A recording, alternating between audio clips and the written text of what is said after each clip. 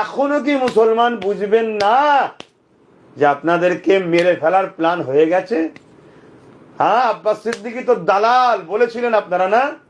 এখনো কি আপনারা জাগবেন না? ঠিক আছে, আমাকে গাল দিয়ে সকিয়েছে, দিয়েছেন, দেন। আপনার ঘরের এই ছোট বাচ্চাটার জন্য জাগবেন না? আপনার ঘরের এই মা বোনটার ইজ্জতকে বাঁচাবার জন্য জাগবেন না? আমি জাগার মানে এটা নয় যে ওই সন্ত্রাসদের মতো আপনিও রাস্তায় নেবে যে নিরীহ মানুষকে মানে, এটা বলছি না। রাজ পাওয়ার তৈরি করুন। প্রশাসনিক ক্ষমতা ছাড়া কখনো হয় না। আর যদি মমতাকে আপন মনে করেন, ওকে আপন মনে করেন, তাকে আপন মনে করেন, তাহলে আপনারা যেভাবে ঠকছেন আগামী দিন কিন্তু ঠকলে আর বাঁচার উপায় নেই। তো মনে রাখবেন এই কথাটা, দুজন পাকিস্তানের পতাকা আমার দেশের বাঁধছে এবং তাদের লেখা আছে ভারতবর্ষ মুর্দাবাদ, পাকিস্তান জিন্দাবাদ।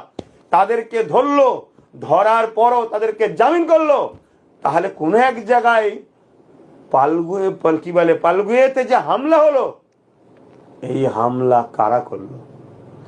এই হামলার পরে পুরো দেশ জুড়ে মুসলমান উচ্ছেদের যে ষড়যন্ত্র শুরু হলো, এই হামলা কারা করলো? একটা প্রশ্ন কি থাকে না?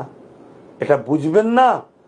আজকে কোনো মুসলমান জীবনে কোনোদিন বলতে পারে না, ভারতের বর্ষের কোনো মুসলমান ভারতের আবহাওয়ায়, ভারতের নুন খেয়ে পাকিস্তান জিন্দাবাদ বলতে পারে না। সে তাহলে ইসলাম বিদ্বেষী, সে ইসলামের দুশ্মন, সে ইসলামে আদর্শ দেয় না আমাদেরকে।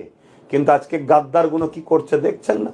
কিন্তু তারপরও প্রশাসন তারা ধরা পড়বে, তারা জামিন হবে, কোর্টের মধ্যেও তাদের মানুষ রয়েছে, সব জায়গায় তারা রয়েছে। অতএব এখনো যদি আমাদের উলামারা, ইমামরা না জাগেন, তাহলে আমি আজকে বলতে বাধ্যই হলাম, আপনার মসজিদের মধ্যে ঢুকে আপনাদেরকে শেষ করে দেওয়া হবে, কিচ্ছু করতে পারবেন না। আমি জানি না আমার এই বক্তব্যে কি আমাকে কোন নজরে লিখছেন। হয়তো তলায় আবার দেখতে পাবো দালাল, আব্বাস সিদ্দিকী দালাল। কার দালাল? বিজেপির দালাল। কিছুদিন পরে শুনবো, কখনো শুনি টিএমসির দালাল, কখনো শুনি বামের দালাল। আল্লাহ বিচার করবে, আল্লাহ বিচার করবে। তবে মানুষকে বাঁচাবার, মানুষকে সঠিক পথ দেখাবার ইসলাম হুকুম দিয়েছে। আমি বললাম দায়িত্ব নিয়ে, তবে একটু জোরে জোরে কথা বলেছি, আমি আরো একবার ক্ষমা চাইছি, খারাপ নেবেন না। কেন? আমি খুব ব্যথালে বলে ফেলছি।